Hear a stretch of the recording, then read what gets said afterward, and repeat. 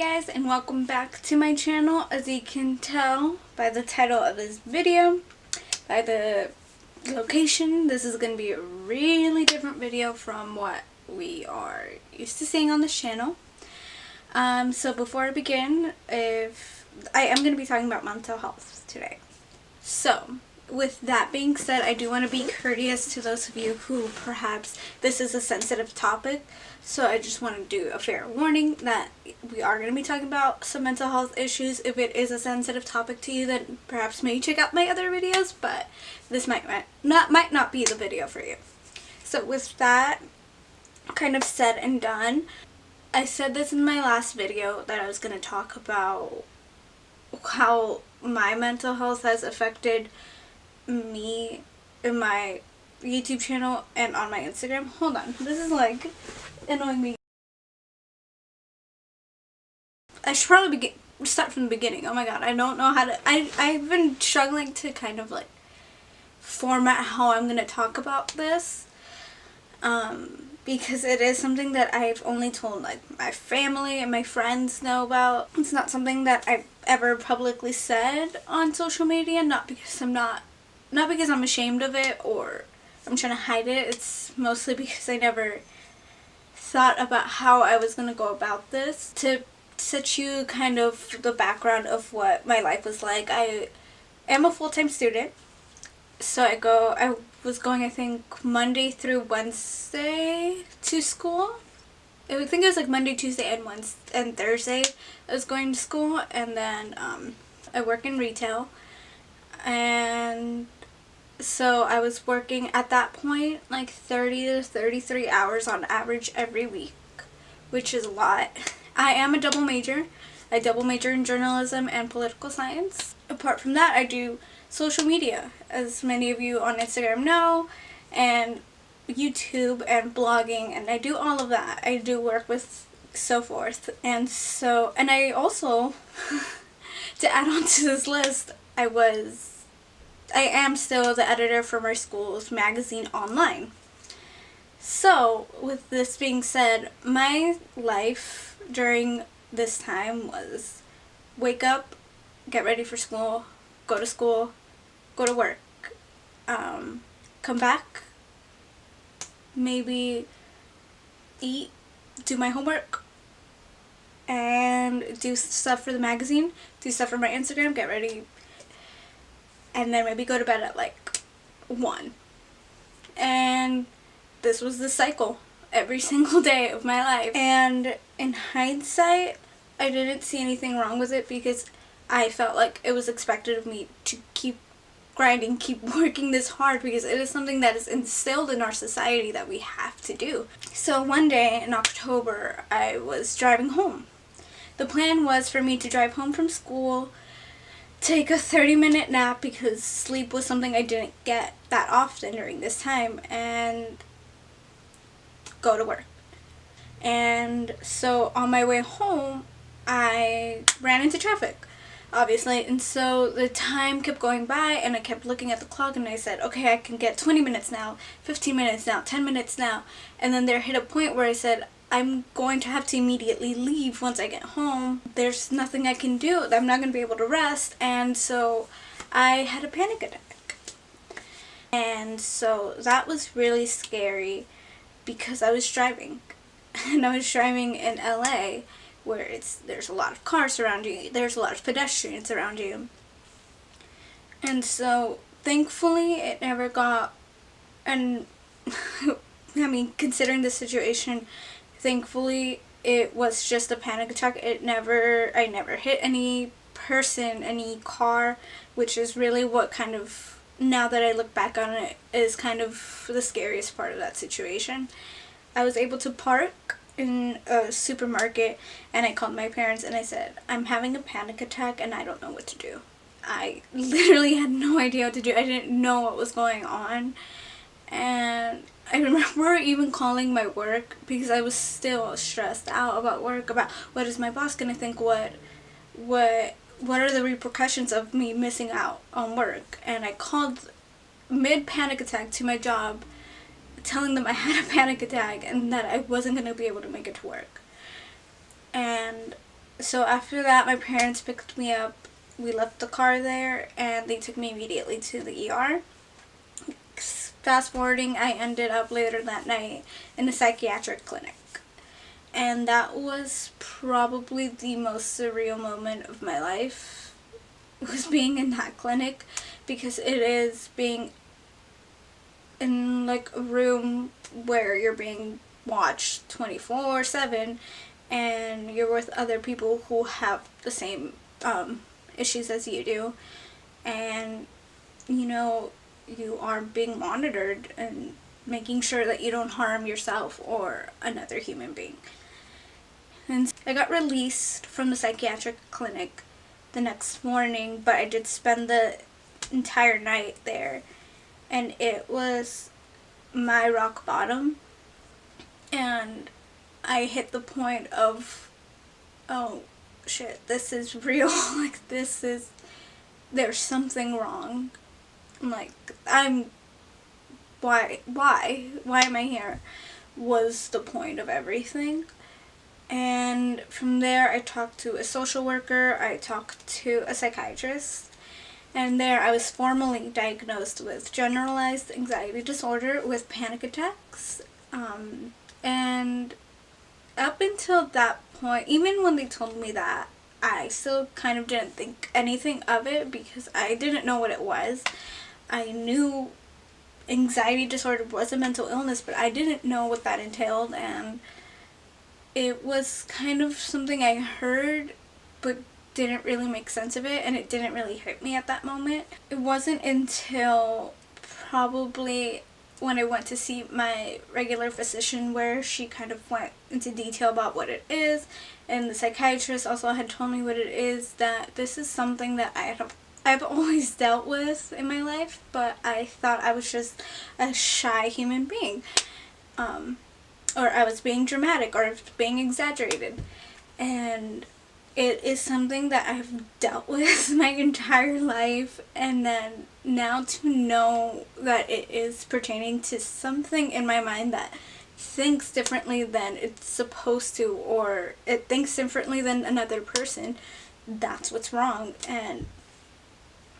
And it was kind of, it did hit me at one point, like, everything that I thought was normal, or normal quote unquote, was an unhealthy thinking habit that I couldn't control, or I didn't know I could control. So that was in mid-October. Now I am on medication and I am going to therapy. Again, I know that there's a lot of people who don't like taking medication. That is to each their own. I know there's some people who are advocates against it, who don't like to fill their bodies with some kind of chemicals and all of that.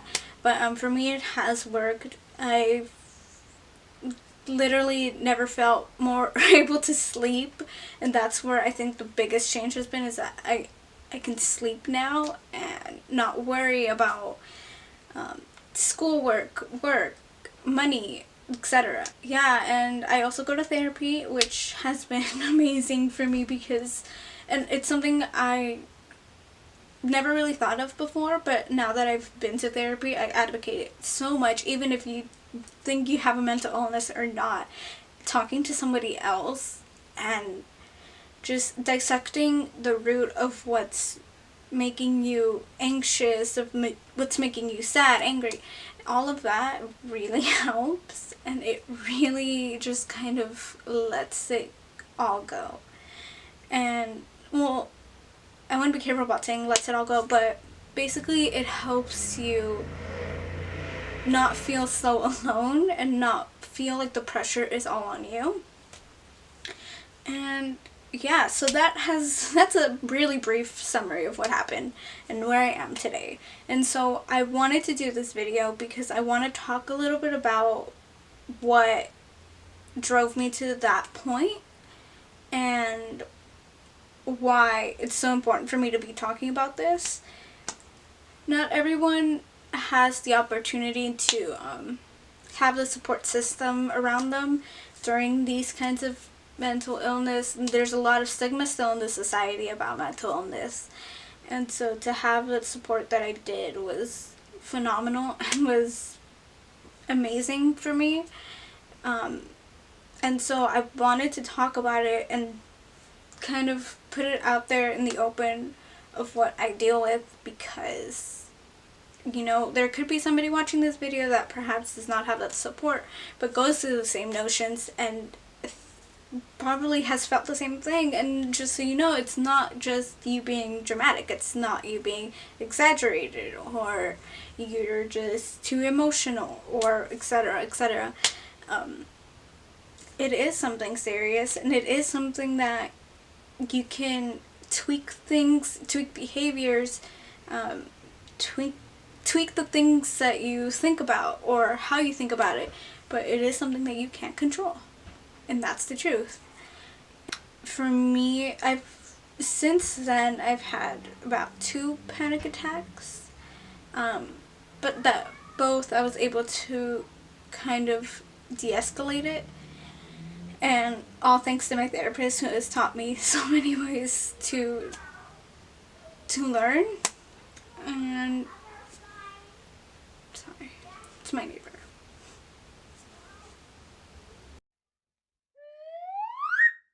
So for me, anxiety is pretty much constant. I'm in a constant state of worrying, and I am constantly thinking about things, even if it's not what I'm thinking or I'm doing at that time, but things just pop into my head, and I have to stress about it because my mind tells me I have to stress about it.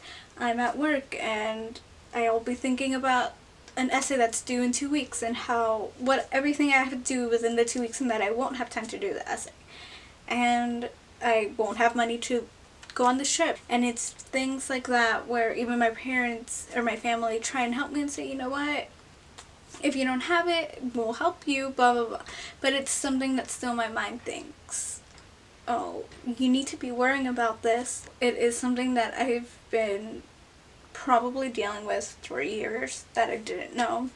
And so I always thought that I was crying or I was worrying because that's who I was as a person, and that I was just a dramatic person, and I would talk bad about myself because I was worrying about something or I was crying about something. Now that I think about it, there's so many instances where I've had panic attacks probably, or I've had anxiety situations that I didn't know it was anxiety related, and they got worse. And it wasn't until I was 21 that I realized there's a name for it. I wanted to just kind of to wrap this all up because this has kind of been like a rambling video. If it is something that you deal with, if you think you have a mental illness, or if you know you have a mental illness, or you feel like you have so much pressure on yourself to speak to someone, because therapy for me has been a life-changing experience, to say the least. That's depending on the person again. But I think one of the things that I ask for each and every one of you guys actually watching this is to be more considerate of what a person may be going through. Treat each other with kindness. You never know what another person is going through. It's hard. Right now, actually, I was capped by my doctor to only work 15 hours a week, besides my therapy and my medication. So I am in a much better place. Yeah, and that's kind of where I am now. So to correlate with YouTube, anxiety definitely was one of the reasons why I was very inconsistent with this channel, because I always had the anxiety of, will people watch? If people from my hometown watch, what will they think? And so it wasn't until I went to therapy and I kind of realized that, well, who cares what people think? Who cares what people say? And so that's why I'm trying to be more consistent on this channel. I'm trying to open up more because I understand I have a platform to talk about it, and I will use it for that. And so with that being said, I'm done with this video. This has been a video I've been wanting to do for a while, so I'm really glad I like even have like goosebumps from being done talking about this. So don't forget to subscribe and like this video if you like it. Go ahead and leave a comment down below. I want to open conversation about mental health, so please leave your comments down below. Be respectful again about anybody's comments. You know, we are all going through stuff and you never know what that person's going through, so just be mindful about how you respond to things. I want to build a lovely community of caring people who have someone to reach out to. So thank you so much for watching, and I'll see you guys in the next video.